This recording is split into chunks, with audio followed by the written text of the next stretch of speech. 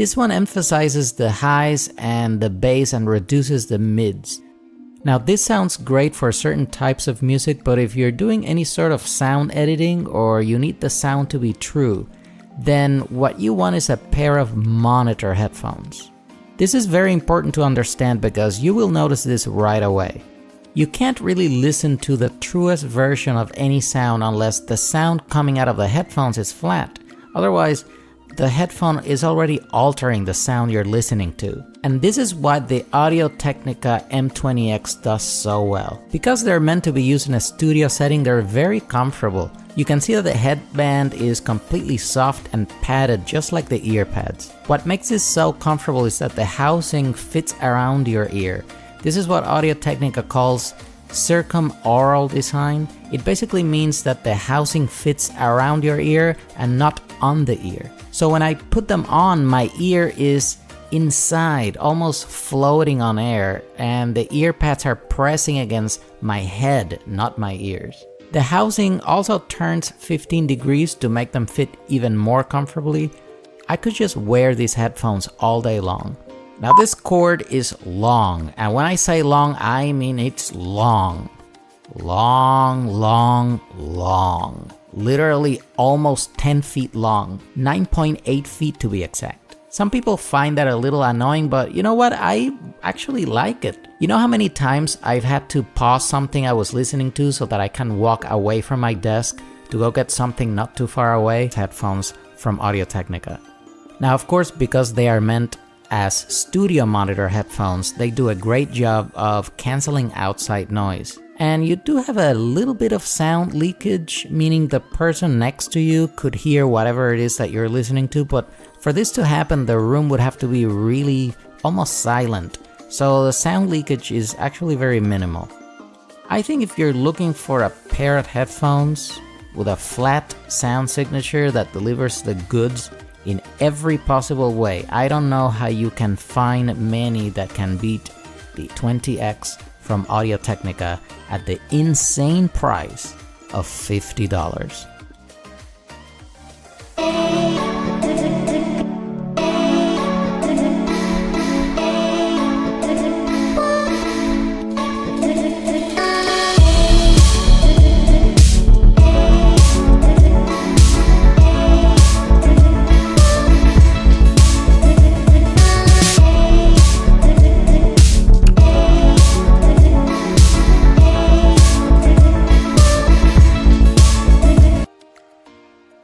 Not everyone has or wants to spend $250 on a pair of premium earbuds.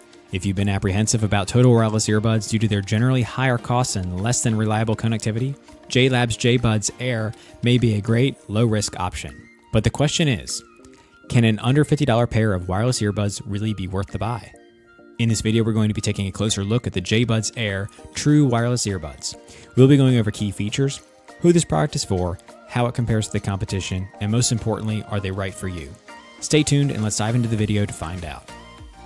Right off the bat, you gotta love the JBuds Air simply for their price. They're extremely affordable, and out of all the wireless earbuds at this budget price range, they offer a lot of features that are comparable to much higher end earbuds. Like most wireless earbuds, the JBuds Air come with a clamshell style charging case that is easy to slip into your pocket. However, its curvy pillbox case comes with an integrated USB charging cable that can be pushed flush into a recess in the case. We found this handy in terms of being ever ready to grab a quick charging boost without having to carry extra cables. But the rubber cable keeping the lead connected to the case doesn't feel that durable. So the downside is you may be left without a means to charge the buds should that cable snap. With that said, it's quite an ingenious, super convenient design. The case does a worthy job of keeping charge. Its 500 mAh capacity offers about 10 hours of juice for the buds, which hold around 3 hours of consecutive playback themselves. That's not the best battery life we've seen, but not awful either. Whenever you're done using the JBuds, just pop them back in the case and they instantly click into place using magnets and do not fall out. The earbuds themselves are black, stylish, and sturdy, and although they are a bit on the larger size, we found them to be quite comfortable. There are 3 size tips, and we had no trouble with the fit. After 45 minutes of wearing them, the JBuds were comfortable enough that we actually forgot we had them in. Their snugness really helps to isolate the outside sound, which is something to note to take caution if you're out jogging. The sound quality isn't going to rival Bose or Sennheiser anytime soon, but again, we're talking about budget wireless earbuds, and for the paltry sub $50 price, you are plenty satisfied with what the J-Buds can get done. It handled a wide range of music really decently, from EDM, rock, rap to even classical. The audio experience is not the best, but decent for casual listening, and for this price, we really can't complain.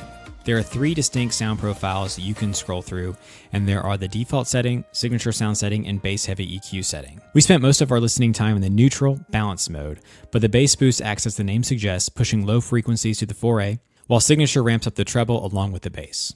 However, we found the J-Buds aren't that suitable for reproducing anything with delicacy, but work well for anything with some thumping bass and a beat. We tested controls located on each side of the J-Buds. You can easily skip songs by pushing once on the left J-Bud and go back to a previous song by pushing once on the right bud. You can also initiate Google or Siri by holding down the button gently on the left. Have a nice Beats Audio kind of look to them. Very big cushions on the earmuffs. And these are also kind of loose to allow them to be more comfortable on your head. Now they do fold down. Both side folds all the way down. Then you have adjustments on the side right here. Nice red color ring on the earmuff. And then on the side you have this very cool looking metal reflective area with a nice MPOW logo. On the right earmuff you have all of the buttons. So you have plus and minus for volume, you have the track buttons, and then you have power, pause, play, and call in this middle button. You're going to plug in a 3.5mm headphone jack. You do that on the left earmuff. And then the charging as well as microphone are on the bottom of the right earmuff. One thing to note, the right earmuff is a little bit heavier than the left. Not by too much, but just something to know before you buy it. Also in the box we get an owner's manual. You get a 3.5mm headphone jack, nice long cable, and then you also get the charging cable, which is micro USB. MPOW has also included a very, very soft and nice looking pouch. So it's pretty cool. It opens up and it's very smooth on the outside, very protective of the headphones. Also looks pretty expensive and cool. So I'm gonna go ahead and get these hooked up and try them out. So to turn them on, you simply hold this button down. You see the blue light blink. Once this is on, to put it in pairing mode, you just hold it again until you see the red and blue light blinking. And then you're ready to find it on your phone. Comes up on my phone as MPOW 059, and we're connected. After having some time to use these headphones, I have to say I'm extremely impressed. Let's start with the way they feel on your head. This is all very cushioned and very adjustable, and then also right up here is also cushioned. Then you can also change the height of the headphones. And it was just very comfortable. This fits around your ear very nicely, so the noise canceling really does work. You really can't hear much else when you're wearing these.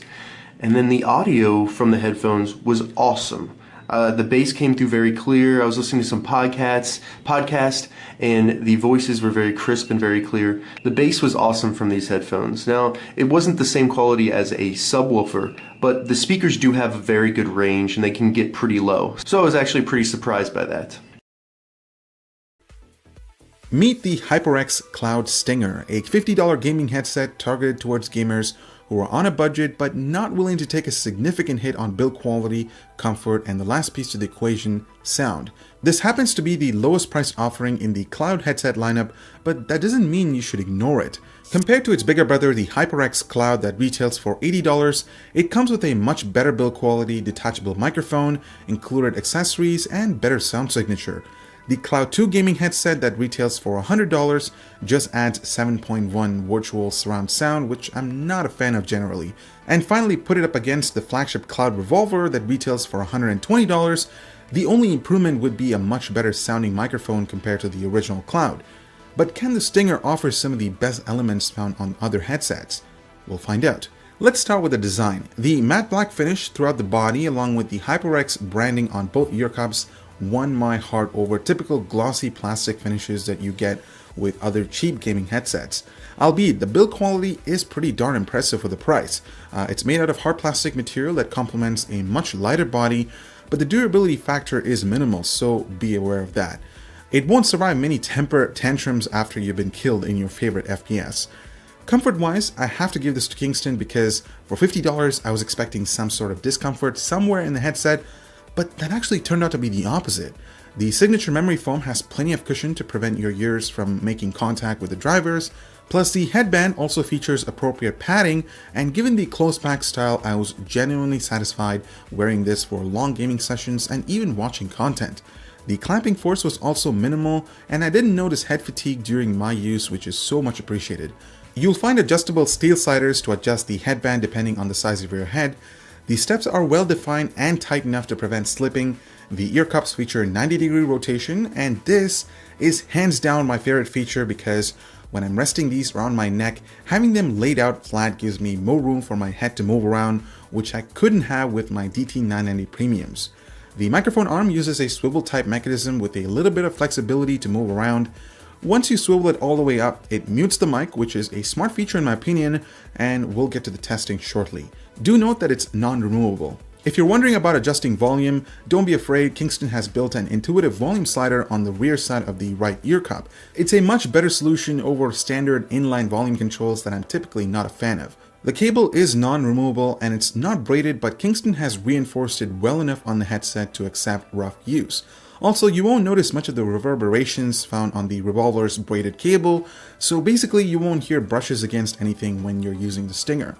The cable that comes with the headset is 1.3 meters, which is pretty short if you decide to route it behind your PC, but they do include an extension cable that splits the stereo and mic plugs, and it gives you an extra 1.7 meters, so that solves the issue. Kingston has also targeted the Stinger for multi-platform compatibility, which means you should be able to hook this up to your Xbox One or PS4 controller, or any mobile device that accepts a 3.5mm headphone/mic input. Once again, pretty smart approach for making the included cable shorter.